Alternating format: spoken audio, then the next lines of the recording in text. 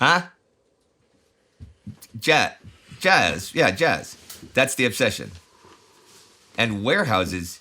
Jazz and warehouse. Oh, look, I gotta go. Yeah, okay. Yeah. Hey. This month's main headline: the new government under Chancellor Bruning fights its way through April while the DNVP, the German National People's Party, has a meltdown. The dictatorial agenda of the Hindenburg administration. The Social Democratic Party raises its warning voice against such political dilettantism. For now, it remains crucial that the Bruning cabinet has the opportunity to govern parliamentarily. Hopefully, the government will secure a majority to begin its undertakings. The National Socialists will naturally support any action that accelerates the collapse of this policy of bourgeois embarrassment and cowardice.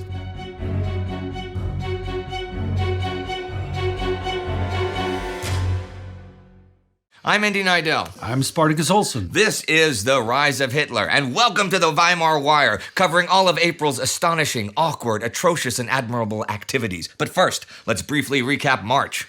On International Labor Day, huge nationwide protests fueled by the global recession swept Germany and were met by police.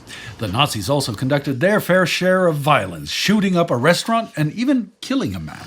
In response, Minister of the Interior Karl Severing pushed the Reich Protection Law through the Reichstag, giving the state more options against perceived enemies of democracy. Also, in protest of the Young Plan, President of the Reichsbank, Hjalmar Schacht, resigned. However, he did not stop the Reichstag from passing the plan. And German President Paul von Hindenburg asked Heinrich Bruning to be the new chancellor and form a new government after the Müller government collapsed near the end of the month. The new government is not to be based on coalition administration. Many in government think Hindenburg will invoke the Emergency Powers Act if he doesn't get what he wants.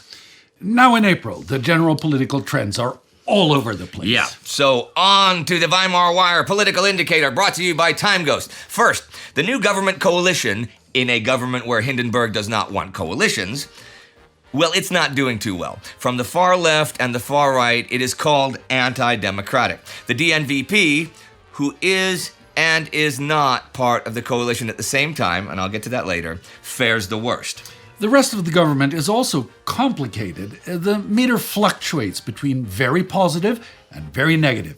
Many extremist supporters are happy. The democracy skeptics, hopeful, but the convinced Democrats are angry. The SPD recovers a little from its sharp downward trend after the resignation of the Müller cabinet, but they are still trending down since they are largely blamed for last month's government collapse. As for the far right and far left, they are gaining support from political uncertainty and turmoil. At the same time, the Reich Protection Law is starting to bite, and the more moderate parts of the population grow ever more resentful of the extremist activity on both ends of the spectrum. Here too, the meter is violently fluctuating. Overall, this highlights the ever-growing polarization of politics here. So any overarching trend is probably not possible just now. Back to the news. Bruning really does not have an easy start in power, did he? No, well, I'm afraid not, but we're getting ahead of ourselves here. First, the other important April headlines. Bloody Eastern Leipzig, the Communist Reichsjugendtag, a Communist Reich Youth Day, ends with corpses in the streets. Nazis as well as communists are hit by government crackdowns and censure. Conspiracy. The Nazi Party begins to see one around every corner. The London Naval Conference ends in failure, but Germany and Austria sign a trade agreement. Some might also describe Easter Monday in Leipzig as a failure. For most of the day, the Communist Youth Day goes by without any major incident, while the police do confiscate some banners and signs with inflammatory inscriptions. Even they admit that the demonstration was relatively orderly. Yet at around 6 p.m., when the march reaches the Augustusplatz, things change, as the communists comment. One only truly understood how much this Reich Youth Day was a battle march in the afternoon, when endless processions from all parts of the city converged on Augustusplatz. Eventually, no fewer than 100,000 demonstrating workers had assembled. However, while the communists see 100,000 demonstrating proletarians, the police maintain that there were simply many uninvolved spectators, in addition to the 15,000 marching young communists. Ernst Thälmann and other party leaders speak. and a car attempts to make its way through one of the nearby streets. Allegedly, the communists attempt to flip the car over. In response, the police quickly intervene and manage to get the car away. But then violence erupts. Reportedly, the policemen, 7 in number, are surrounded on all sides and brutally bludgeoned with flagpoles and other improvised weapons. Some are even stabbed. This is what the official police report says. Police Captain Galle was so severely struck by blows and stabs that he collapsed dead on the spot. Police Sergeant Kate succumbed to his grievous injuries a few hours later. Another officer is still in critical condition. 3 more officers were seriously injured. The officers respond by drawing their guns and firing into the mob. 1 demonstrator is killed instantly and 3 others are wounded. The communists say there was no car and report that in a side street directly next to Augustusplatz, the police, with consciously provocative intent, blocked the orderly exit of the vast demonstration, causing a massacre among the defenseless workers. The takeaway from all this differs a lot depending on whom you ask, the Leipziger Volkszeitung remarks. The communist rabble did not want to leave the field without corpses. The communists, on the other hand, proudly declare, trigger-happy police captain and an officer paid for their provocations with their lives. And on a more general note, they conclude, this was the blooming of the youth of the German proletariat, who, under their party's banner, repeatedly echoed the battle oath to overthrow the exploitative society and liberate the working class by establishing the dictatorship of the proletariat. A party with such a youth does not need to worry about its future. The events lead to a ban on communist marches and demonstrations, which may be a problem for the long-planned May Day demonstrations next month. If so, and to what extent, remains to be seen. This is not the only run-in the communists have with the authorities in April, though. Possibly emboldened by the Reich Protection Law, the authorities cracked down heavily on organizations deemed hostile to the Republic, like the Communist Party. The Rote Fahne, the official paper of the party, is involved in a trial on 28 counts of treason because of past publications calling for the violent overthrow of the establishment. On the 2nd, the police raid the apartments of some Antifa members in Bielefeld. Rote Fahne writes the next day. After the criminal police conducted house searches at the homes of members of the Antifa on Tuesday morning, the leader of the Antifa was subsequently informed that the Antifa Bielefeld local group had been dissolved based on the decree of May 8, 1929. No incriminating material was found. A drum and a flute were confiscated. The KPD, by the way, calls themselves the only anti-fascist party and uses the term Antifaschistische Aktion, Antifa for short, in the newspaper. The Nazis have similar experiences.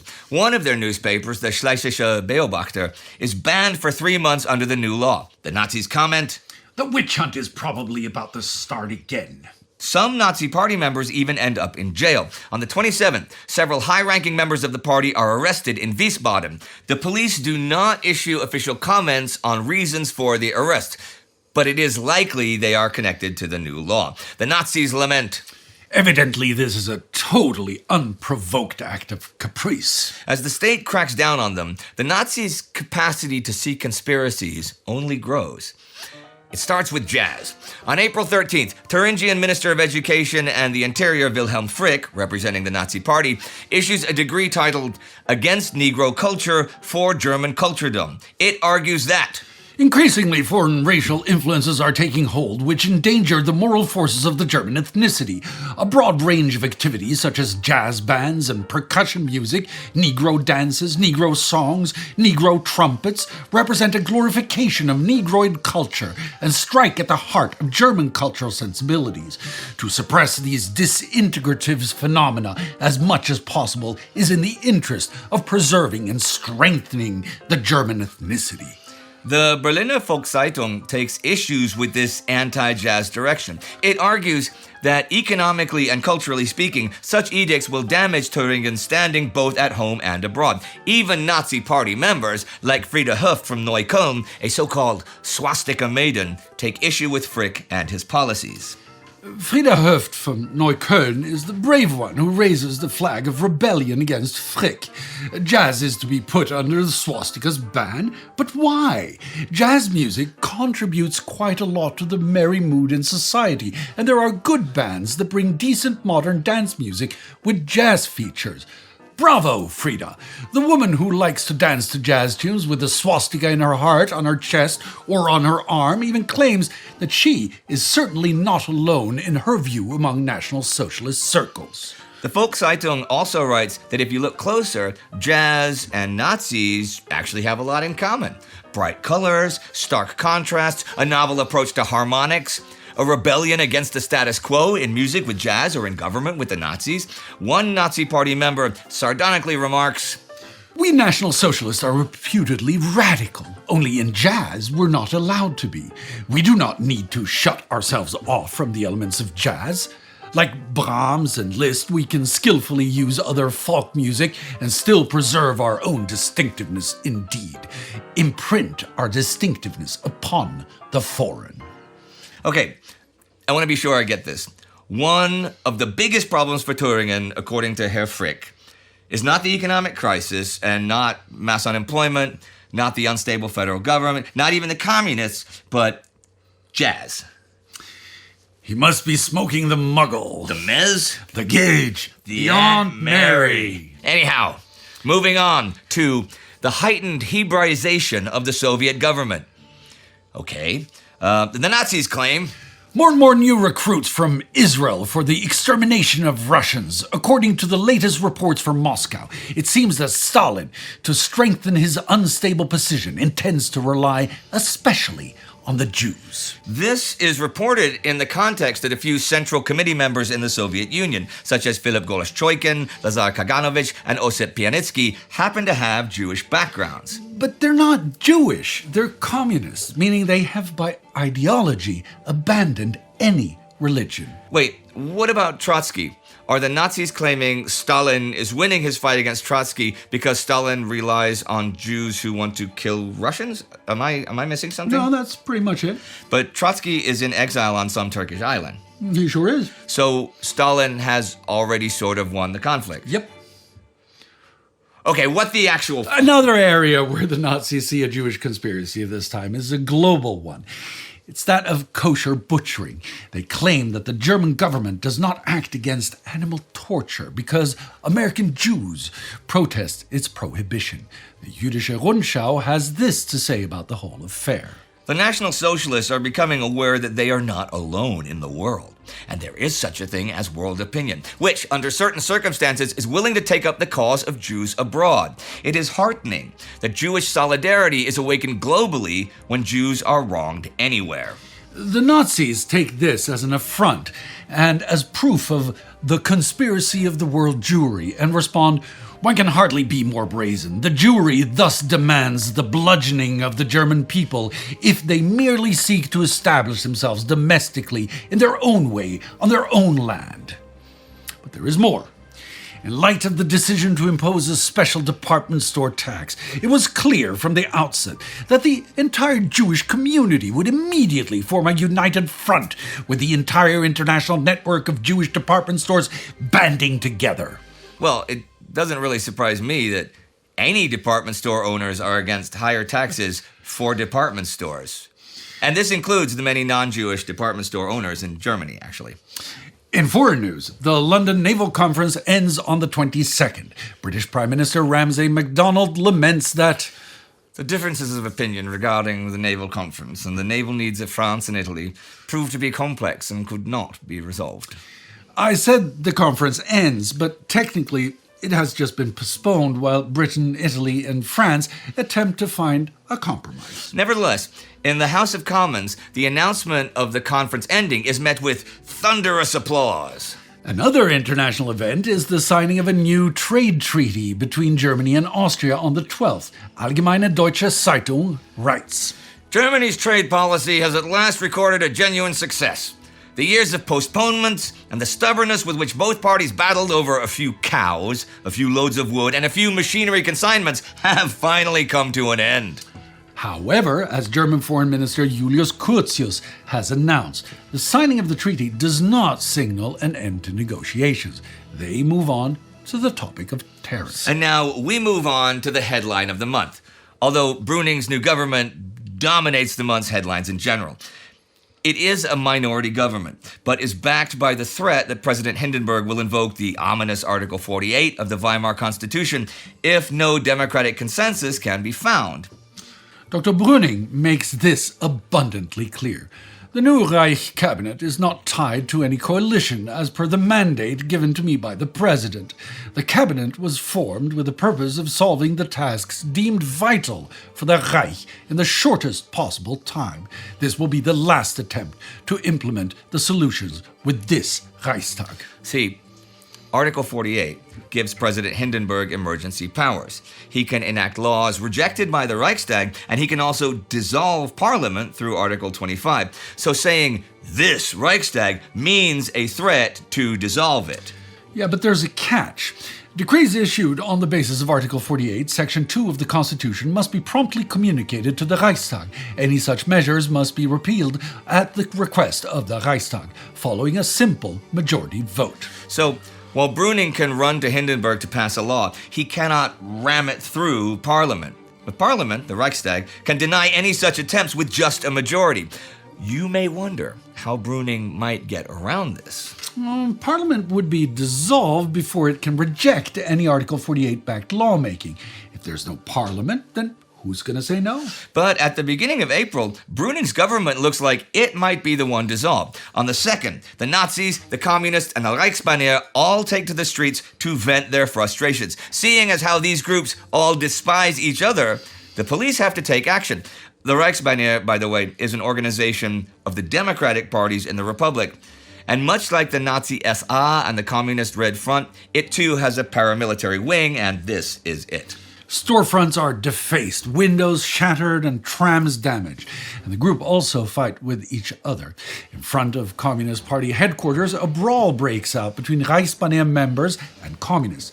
At the Sportpalast, where a sizable Nazi rally is being held, brawls erupt between Nazis and communists. In all parts of the capital, the police intervene. And when it's over, more than 100 arrests are made. The protests also enter Parliament, as Vorwärts, the Social Democrats newspaper, announces the same day. The Social Democratic Reichstag faction has submitted the following motion. The Reich government does not have the confidence of the Reichstag. It demands that after the fall of the Bruning government, which it wishes to bring about as quickly as possible, a new solution be sought using the normal means of the parliamentary democratic system. The communists also announce a motion of no confidence. The agenda of cutting support, the agenda of taxing wages, the agenda of committing usury. The communist faction will submit a motion of no confidence today. This is where the DNVP enters the fray. The DNVP, again, the German National People's Party, is a conservative right-wing party. It merges a number of right-wing issues, sometimes even contradictory ones, to unite as many people as possible under a single conservative banner. Until the 1928 elections, the DNVP was the second largest party in Germany. With its broad agenda, it was the mainstream conservative party. However, after the defeat suffered in the last elections and the emergence of Alfred Hugenberg, a wealthy media magnate, as its new party leader, the party shifted further to the right. Since its founding in 1918, there has always been a potential conflict between the two agricultural segments of the party's base. This is the Junkers, the large landowners, versus small-scale landowners and farmers. These two groups very much define the political reality of Weimar this month.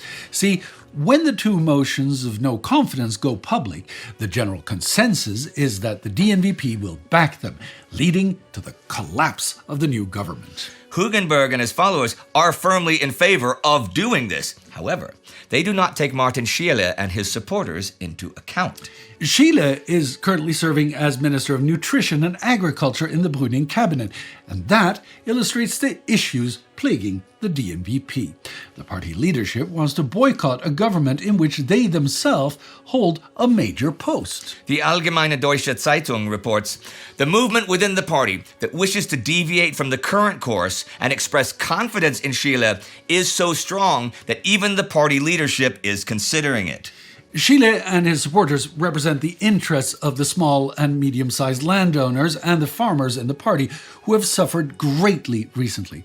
For 3 consecutive years, 1925, 1926, and 1927, the weather led to poor harvests, so to compensate, many of the small farmers took out loans, which now, given the global recession, threaten to strangle many of them. They also face increasing price competition from imports, as Minister Schiele outlines in a cabinet meeting.